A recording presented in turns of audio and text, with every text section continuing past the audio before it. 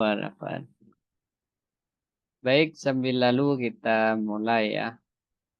Dan kita lanjutkan pembacaan Bulughul Maram. Mungkin nanti kita lanjutkan diskusinya. Al-Fatilah hadratin Nabi Muhammadin sallallahu alaihi wasallam wa alihi wa ashabihi wa azwajihi wa dhurriyyatihi wa ahli baitihi tahirin wa syabil aqamin. وأزواجه طهرا أمهات المؤمنين تابعين لهم بإحسان إلى يوم الدين بسم الله أرواح جميع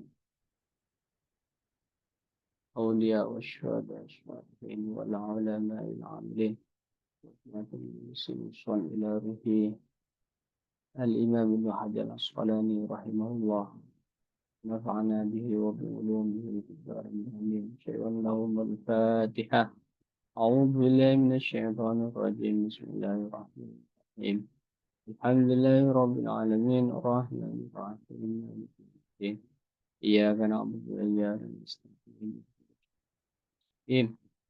صراط الذين أنعمت عليهم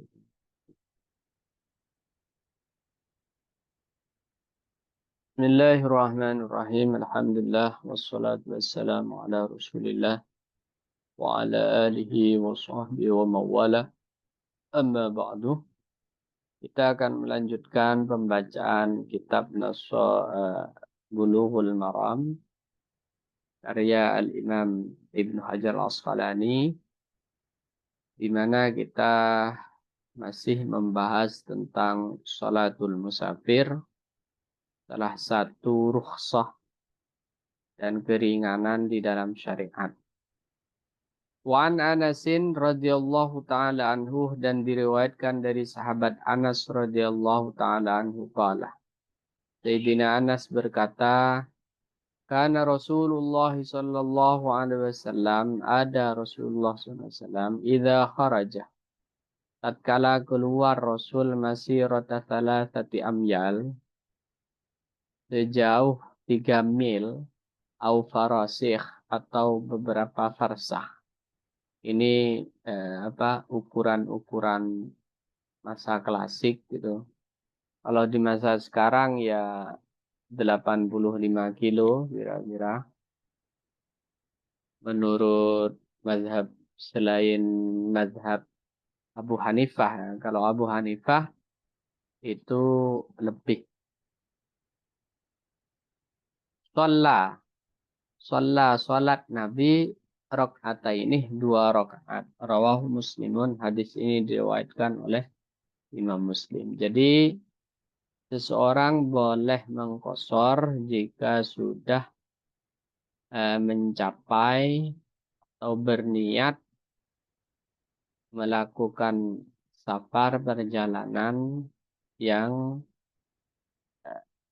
mencapai 85 kilo. Wa anhu, dan diriwayatkan juga rawahu Muslimun. Hadis ini diriwayatkan oleh Imam Muslim. Wa anhu, dan dari Sayyidina Anas qala, Anas berkata, kharajna ma'a Rasulillah sallallahu alaihi wasallam. Kami keluar bersama Rasul sallallahu alaihi wasallam. Minal Madinati ila Makkah, dari kota Madinah menuju kota Makkah. Kalau kita lihat di Google Map ya, Madinah Mekah itu 300 lebih. Jadi sudah melampaui 85 kilo. Dan kalau ikut taksi ya, itu kan memang hampir 3 jam ya. Nggak tahu kalau kereta cepat sekarang itu. Bahkan ada Rasulullah yusalli rakaataini. Salat Nabi rakaataini, 2 rakaat. Hatta raja'na ilal Madinati, sampai kami balik pulang ke kota Madinah. Muttafaqun alaih. Wallafdu, adapun lafadznya lil Bukhari, itu milik Imam Al-Bukhari. Nah ini tentu setelah Bai'atur Ridwan, atau ini pas Bai'atur Ridwan, Sulhul Hudaibiyah itu ya. Jadi perjalanan dari Madinah ke Mekah ini dilakukan setelah atau sebelum Fathu Mekah. sebelum Mekah dikuasai atau setelah Mekah dikuasai oleh kaum muslimin. Jaraknya yaitu seperti yang saya sebutkan tadi 300 kilo. Nah, untuk melakukannya memang nggak harus nyampe ke tempat dulu seperti yang saya terangkan di pertemuan sebelumnya.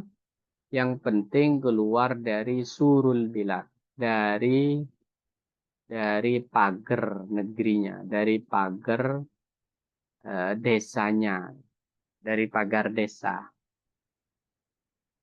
Ibarat kalau saya Bangkalan, maka nyampe Suramadu itu sudah boleh kita lakukan. Asalkan yang kita niati untuk safar, untuk perjalanan itu berjarak lebih dari 85 kilo seperti itu. Nah, di sini juga tampak ya bahwa Sayyidina Anas itu selalu menemani Nabi. Karena Sayyidina Anas bin Malik, ini adalah khaddamnya Rasulullah. Pembantunya Nabi dari kecil, dari umur 10. Sehingga sering riwayat Anas itu kharajna, kami keluar bersama Rasulullah seperti itu. Itu Sayyidina Anas. Dan Sayyidina Anas yang khaddam, yang pembantu Nabi ini, kemudian menjadi ulama ussahabah. Jadi memang kaderisasi ulama itu biasanya anak-anak muda, itu yang dilakukan di dalam Islam.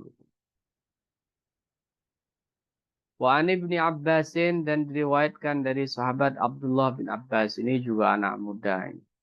Radhiyallahu ta'ala anhuma qala. Berkata Abdullah bin Abbas, aqaman Nabi sallallahu alaihi wasallam 19 yauman. Aqamah mukim atau diam atau apa?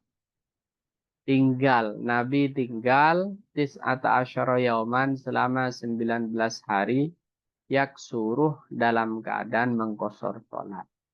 Wa fi lafdin, dan dalam satu lafaz di Makkah, di kota Mekah, 19 yauman, 19 hari. Kayak di mazhab Syafi'i kemarin dijelaskan yang dipilih itu yang 18.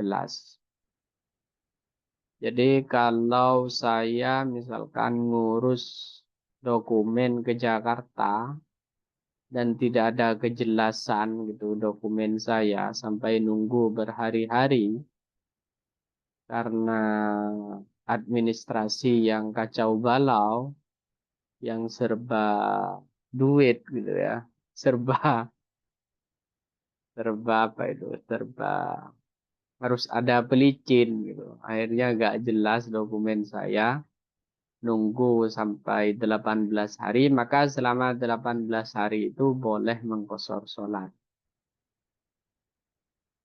Kayak gitu.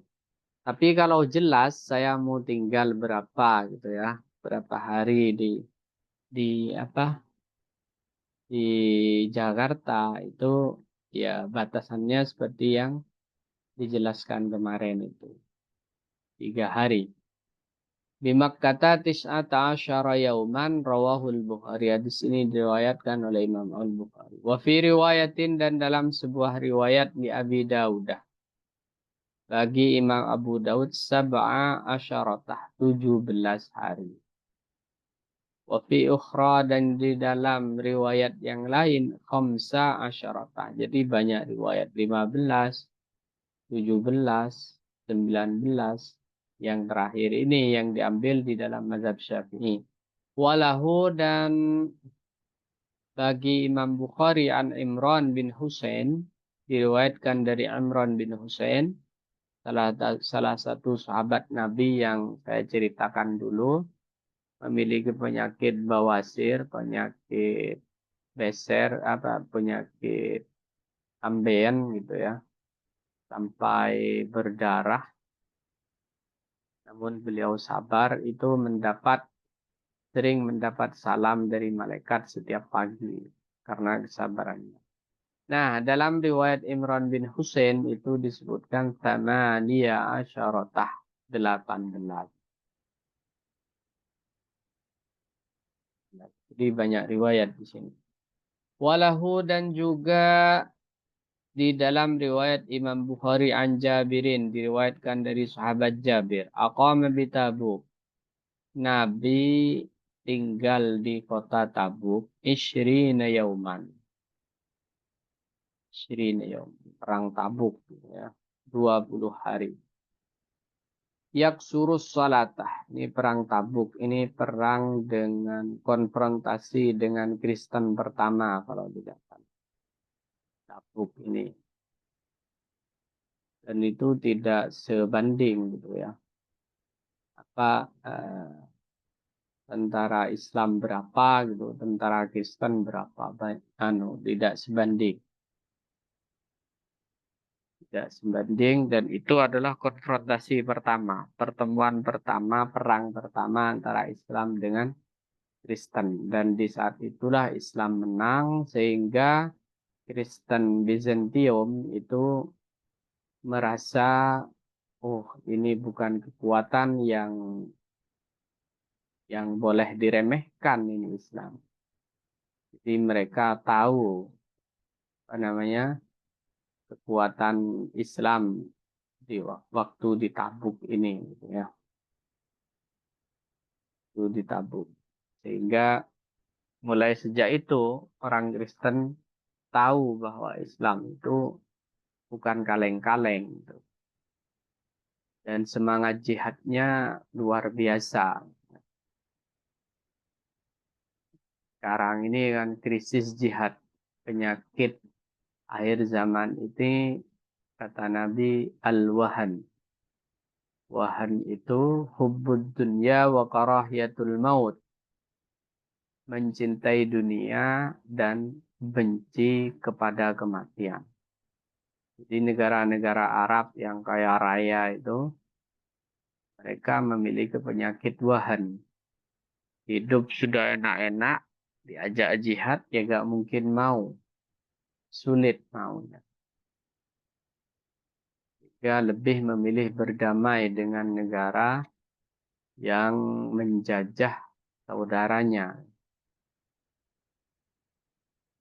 Terus sekarang ini, apa namanya, kita lihat orang yang dijajah, bangsa yang dijajah, itu bangsa Arab Palestina, teman-temannya, saudara-saudaranya ini malah ngemis ke negara-negara yang menjajah. Bukan malah dihadapi dengan patriotisme. Gitu.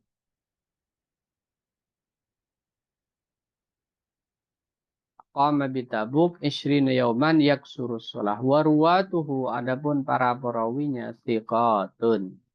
Adalah orang-orang yang dapat dipercaya. Illa annahu tetapi hadis ini ukhtulifah. Diperselisihkan fi waslihi apakah sambung kepada Nabi atau tidak. Muttasil atau tidak. Muttasil ataukah munqati. Sehingga dari sini mazhab Syafi'i ya yang ada di Indonesia dan kawasan Melayu, Mesir dan beberapa negara Persia yang menganut mazhab Syafi'i itu memilih riwayat Imran bin Husain. Jadi memang seperti itu di dalam tradisi hadis Islam gitu ya. Jadi versi Imam Syafi'i 18 yang kuat, versi Imam Malik yang 20 yang kuat, ya, seperti itu. Kok bisa beda-beda gitu? Dan juga masing-masing mazhab itu memilih pendapat yang dianggapnya paling kuat, ya karena setelah Rasulullah wafat, maka sahabat itu kan menyebar kemana-mana. Nah, mereka kemudian memiliki murid yang bermacam-macam. Mungkin sahabatnya adil, sahabatnya thiqat, sahabatnya orang-orang yang dapat dipercaya, tapi murid-muridnya hingga kemudian menimbulkan perbedaan-perbedaan ini. Yang sahih versi Syafi'i, Imam Syafi'i adalah sekian, versi Imam Malik yang kuat hadisnya adalah 20, seperti itu. Jadi sebab musabab perbedaan pendapat itu diantaranya begitu ya. Karena penyebaran murid-murid Nabi dan kemudian murid-murid Nabi dari kalangan sahabat ini mengajarkan pada murid-murid yang disebut dengan tabi'in. Nah, di kalangan tabi'in ini kan tidak ada jaminan sebagaimana sahabat. Kalau sahabat itu mendapat legitimasi dari Al-Quran, dari hadis, bahwa mereka itu periwayatannya tidak tertolak.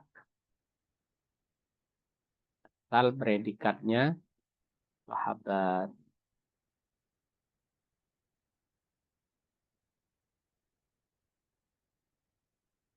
Baik, sebelum kita lanjut, barangkali ada yang perlu didiskusikan, dipersilahkan. Afwan Ustadz mau menanggapi hadis yang dari Anas itu, berarti hadis yang Anas itu menyatakan 3 mil itu untuk menunjukkan bahwa Rasulullah itu mulai safar. Artinya Rasulullah itu berniat safar ke sebuah tempat yang sangat jauh, tapi beliau memulai eh, sholat jamaah dan qasornya itu setelah 3 mil. Artinya 3 mil itu bukan jarak minim, bukan menjadi nas atau hadis dalil yang menyatakan bahwa itu adalah jarak minimal untuk boleh melakukan qasar kan. Tapi lebih kayak hadis yang menyatakan bahwa harus keluar kampung dulu untuk pada akhirnya menjamak dan mengqasar. Tapi tujuannya tetap harus 84 Iya, kilometer. iya, betul. Jadi eh, itu istimbatnya ulama yang mengatakan bahwa apa? Bahwa tidak harus nyampe tujuan untuk mulai mengkosor. Ketika sudah niat dan sudah keluar dari pagar desanya, itu sudah boleh. Itu istimbatnya ulama. Karena kalau dilihat secara redaksi hadis kan di sini berbunyinya idza kharaja masirotah salatati amyal. Jadi nggak pakai hatta, hatta masirotah salatati amyal. Artinya nggak harus nunggu nyampe lokasi untuk melakukan qasar. Yang penting jarak tempuh jarak tempuhnya itu sudah diniatkan gitu. Maka seseorang yang dalam perjalanan itu sudah boleh mengkosornya. Jadi itu lebih kepada istimbatnya ulama berdasarkan redaksi yang hadir. Seperti itu.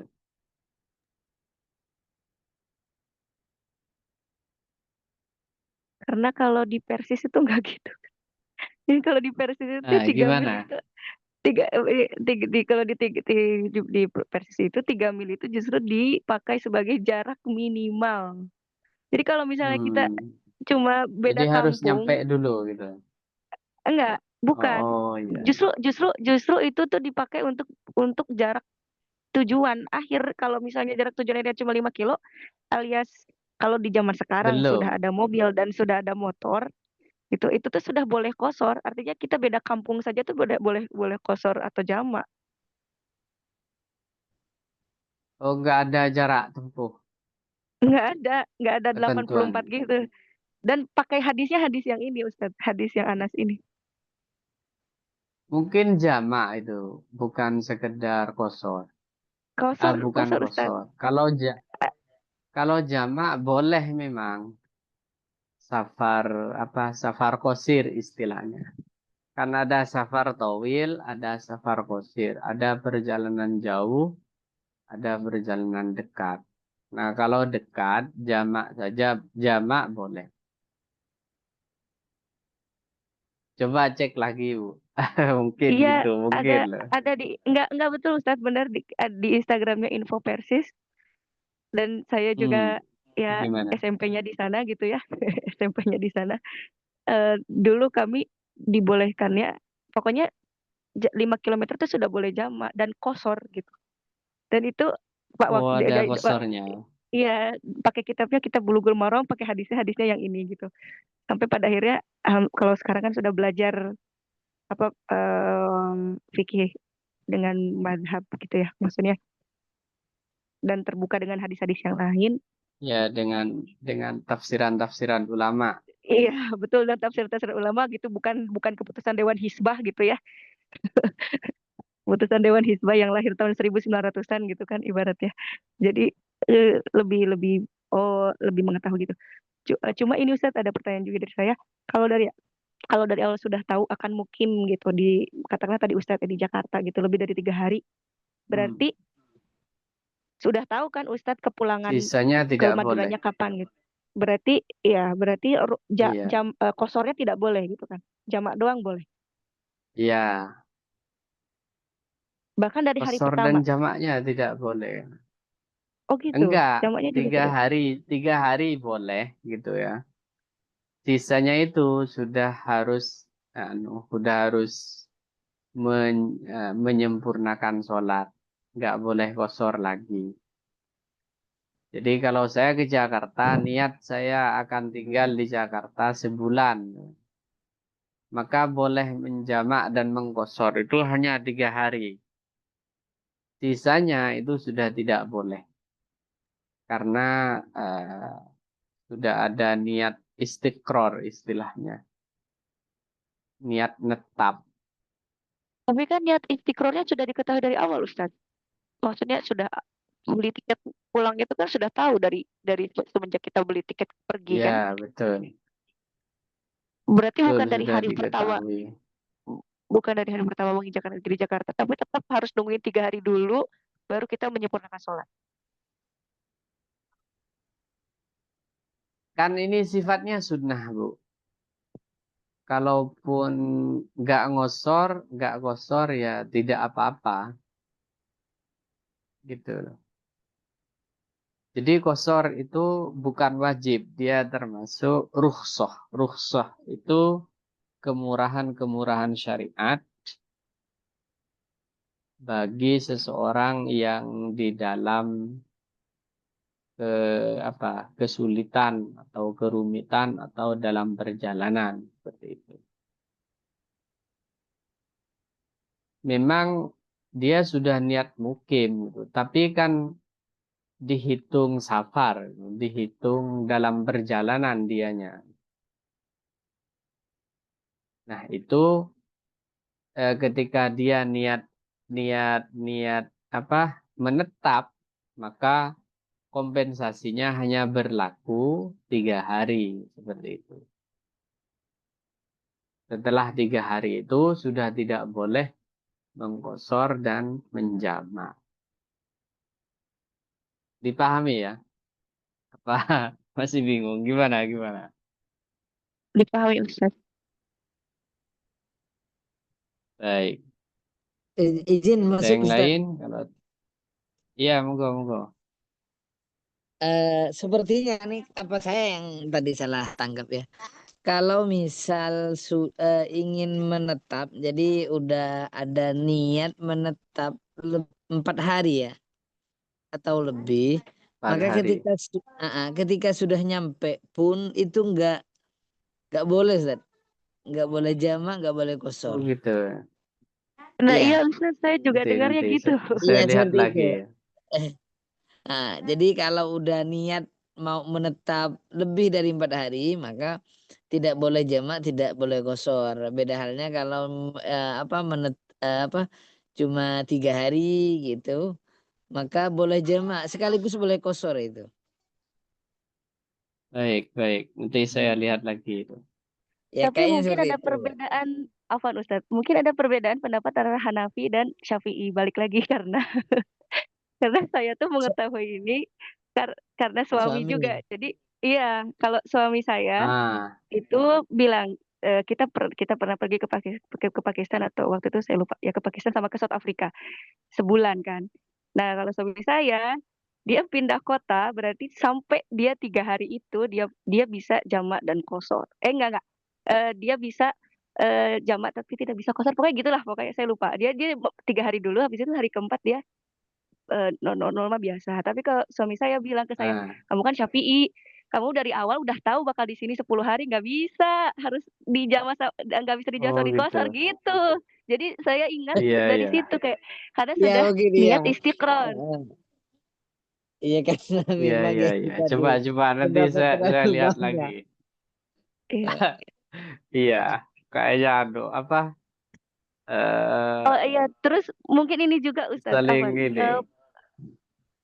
Apa perhitungan 3 harinya itu dari mana? Karena apakah kemudian 3 hari itu gini? Dari Misalnya saya perjalanan atau udah Iya, nyampe betul. lokasi? Iya, apakah perhitungan sama kayak kita haid gitu kan? Kalau haid kan ngitungnya berarti zuhur tanggal 1, hari ketiganya itu adalah zuhur tanggal 4 kan, gitu. Itu kan kalau di fikih haid kayak gitu. Hmm. Nah, kalau kalau di fikih jamak qashar dan salat jamak dan qashar ini apakah kemudian si 3 hari itu sama seperti itu? Atau saya dengar dari Buya Yahya juga katanya kalau misalnya kita tanggal 1 perjalanan. Berarti si 3 hari itu Hmm. adalah tanggal 2, 3, 4. Nah, tanggal 5 karena kita akan Jadi moving lagi, itu tanggal 5 tidak dihitung gitu. Artinya yang terhitung itu adalah si hari di mana kita memang benar-benar nggak melakukan perjalanan gitu. Nah, nyampe. itu juga iya setelah Hmm. nyampe. Jadi itu saya juga minta klarifikasinya. Kalau di mazhab Iya, Syafi'i iya. gimana? Iya itu betul itu. Yang itu betul itu. Dihitungnya sejak sejak nyampe di lokasi. Mm-mm. Jadi Iya. istiqrornya itu dihitungnya di situ. Tapi kalau kosornya, boleh mengkosornya itu sebelum nyampe sudah boleh. Iya. Asal keluar tadi, asal keluar keluar pagar negerinya kayak gitu kalau di Syafi'i ya. Mm-mm, betul. Ya saya ingatnya gitu juga Ustaz. Apa namanya ya? Ya 3 hari ya kan, 3 hari pas di tempat. Mm-mm. Tapi kalau misalnya pindah Iya, lagi, yang apa namanya membolehkan baru untuk, lagi berarti. iya baru lagi. Nah, jadi jangan dianggap misalnya nih saya tujuan ke Jakarta. Jakarta kan luas. Eh, Mungkin ujung barat, ujung timur. Kalau itu misalnya lebih dari 85, maka dihitung lagi, gitu. Nah, Hmm. kayak gitu. Baik, untuk yang tadi itu saya baca lagi nanti ya. Kayaknya ada yang saling menindih pendapatnya. Ya atau mungkin pendapat yang lain Ustaz. Tapi seingat saya Syafi'i itu kayak gitu.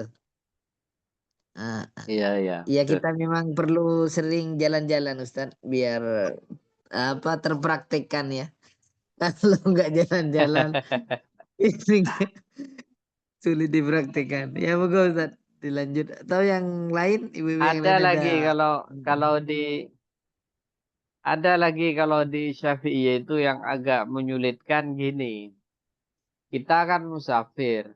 Kalau kemudian kita makmum kepada orang penduduk situ, gitu. Misalkan saya nyampe Tuban, sholat di masjid dan imamnya itu orang Tuban asli. Maka saya itu sudah tidak boleh mengkosor dan menjama. Itu kalau di Syafi'i ada begitu, Bu Nida. Iya Karena betul. kita makmumnya kepada bukan musafir. Kayak gitu. Iya betul. Soalnya Itu nanti agak sulit. ketika Akhirnya kan kita Nah, sholat harus sendiri. bikin jamaah sendiri. Kalau mau mengkosor itu kalau di Syafi'i begitu. Iya, betul. Soalnya memang menurut saya logis, sangat logis dan soalnya nanti kan kalau misal berhenti duluan, masa makmumnya berhenti duluan gitu kan. Makmumnya kosor. Sedangkan imamnya sholat sempurna. Imam belum selesai. Dia makmumnya sudah selesai. Memang logis sih, logis. Gimana caranya Logis Tapi itu tapi apakah anu Ustaz, sebuah apa tapi Ustadz? Apakah itu menyulitkan sebuah gitu. pengharaman Ustadz? pengharaman maksudnya Yang gimana? mana itu? Oh, Enggak, cuma nggak maksudnya gini. sah, nggak haram, cuma nggak sah. Ibu. Nggak sah artinya apakah itu artinya jadi masa musafir ya, masa dia sebagai musafir itu berarti batal ketika dia bermakmum kepada seorang yang mukim gitu, atau boleh juga misalnya gini. Sholatnya aja. eh oh, tapi saya juga pernah Sholatnya dengar juga aja Ustaz. yang batal. Oh iya kak, kalau waktu Iya, Bukan itu salatnya dia batal. safarnya, bukan safarnya. Nggak sah, jemaahnya itu nggak sah. Batal sholatnya. Iya. Karena Dia harus nanti ikut dia putus duluan, si imam. si imam.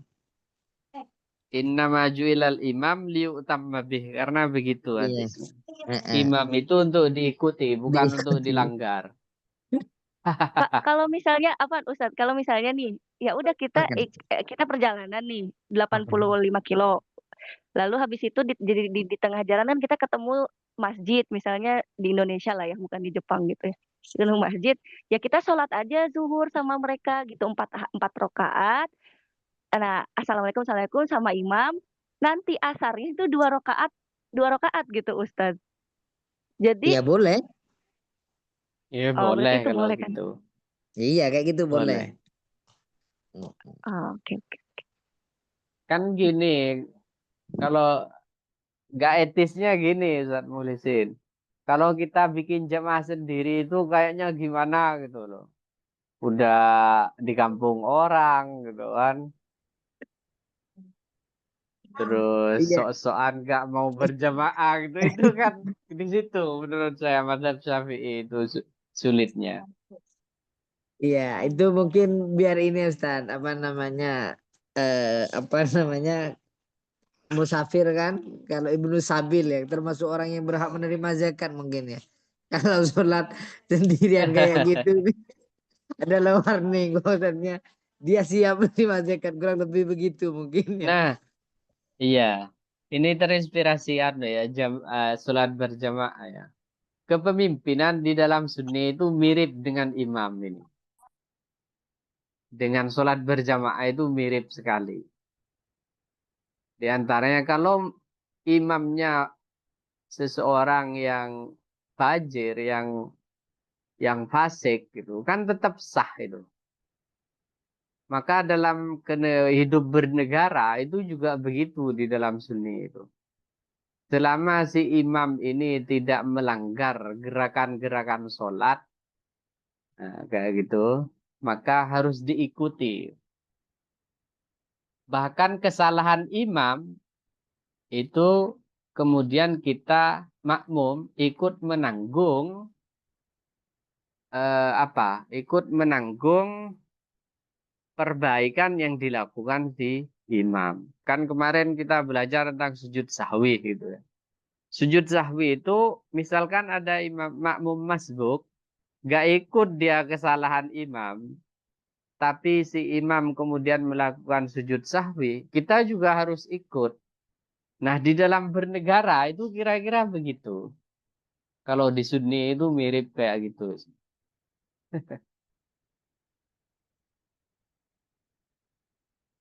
Baik, kita lanjut ya. Sebentar lagi. Sedikit, dua hadis lagi. Wa an Anasin. Dan diriwayatkan dari Sayyidina Anas karena Rasulullah Sallallahu Alaihi Wasallam. Ada Rasul Sallallahu Alaihi Wasallam idhar tahalah. Tatkala melakukan perjalanan qabla antazi wasyamsu sebelum matahari bergeser akhara dhuhra ila waqtil asri. Maka beliau Rasulullah mengakhirkan zuhur sampai ke waktu asar. Summa nazalah. Kemudian Nabi turun fajama'a bainahuma. Kemudian Nabi melakukan jamak antara keduanya. Fa in zaghatis syamsu, kalau matahari sudah bergeser qabla ayyartahilah, sebelum Rasulullah melakukan perjalanan salat zuhra, maka Nabi salat zuhur dulu summa raqibah, kemudian naik tunggangannya, muttafaqun alaih. Maksudnya begini, kalau Nabi berangkatnya sebelum zuhur, maka Nabi biasanya menjamak dengan asar, artinya jamak takhir. Tapi kalau berangkatnya itu sudah masuk waktu zuhur, biasanya Nabi melakukannya dengan jamak takdim, mendahulukan. Itu maksudnya begitu. Walaupun keduanya itu sebenarnya pilihan dan boleh-boleh saja.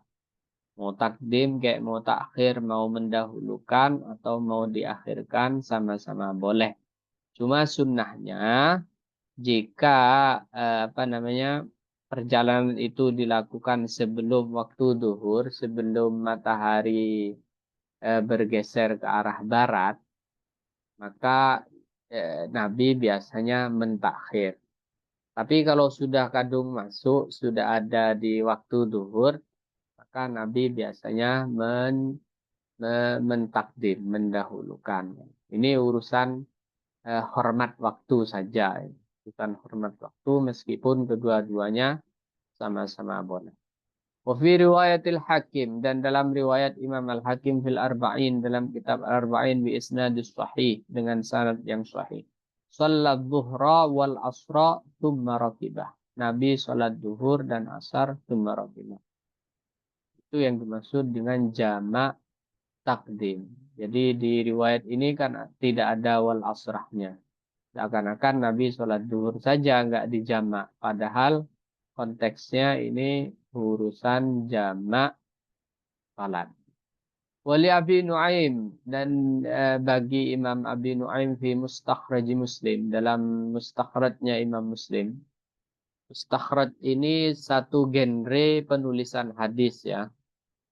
Dia itu yang disebut mustakhraj itu sebenarnya hadisnya ada di Sahih Bukhari misalkan. Tapi Abu Nuaim ini memiliki jalur tersendiri yang tidak sama dengan jalur periwayatan Imam Bukhari. Maka dia nulis mustakhraj namanya. Mustakhraj. Mustakhraj Imam Hakim, mustakhraj Imam Abu Nuaim Al-Asbihani, kayak gitu. Itu yang disebut dengan mustakhraj. Nah, kalau dikatakan mustakhraj Muslim, berarti Imam Abu Nuaim memiliki riwayat hadis yang sama dengan Imam Muslim, tapi tidak melalui jalur Imam Muslim. Dia memiliki jalur tersendiri, itu namanya mustakhraj. Jadi di dalam hadis itu banyak genre-genrenya juga itu. Banyak genrenya, ada mustakhraj, ada apa lagi itu.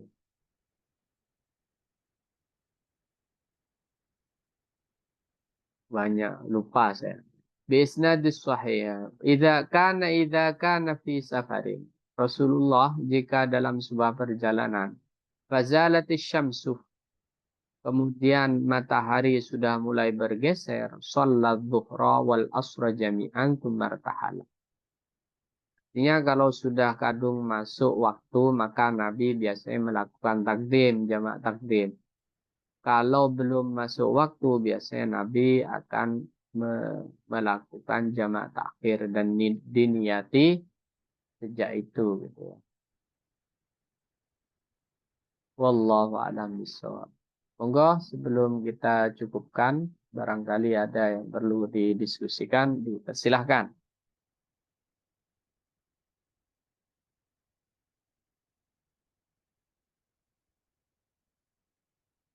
Baik, kita cukupkan. Ustaz nulisin. Ya Ustadz, kita cukupkan. Monggo ditutup. Saya agak rame dengan anak nih Ustadz. Baik, kita cukupkan dan kita tutup dengan doa. Bismillahirrahmanirrahim. Alhamdulillahi Rabbil Alamin. Hamdan yuafi mazid ya Rabbana lakal hamdu kama yanbaghi li jalali wajhi wa 'azimi sultanik. Subhanaka la nuhsi thana'an 'alaika anta kama tasik. Allahumma salli ala sayyidina Muhammadin fatih lima ulil khatim. Mustaqim. وعلى آله وصحبه من الدار العظيم اللهم انفعنا بما علمتنا وعلمنا ما ينفعنا وزدنا علما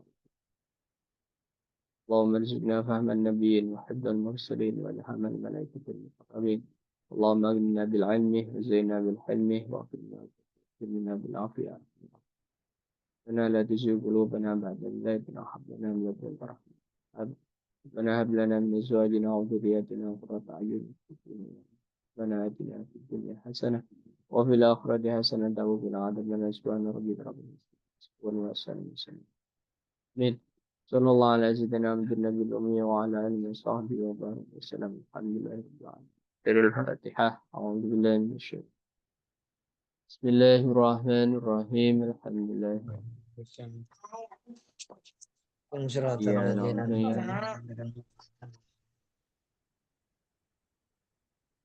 Baik, kita cukupkan.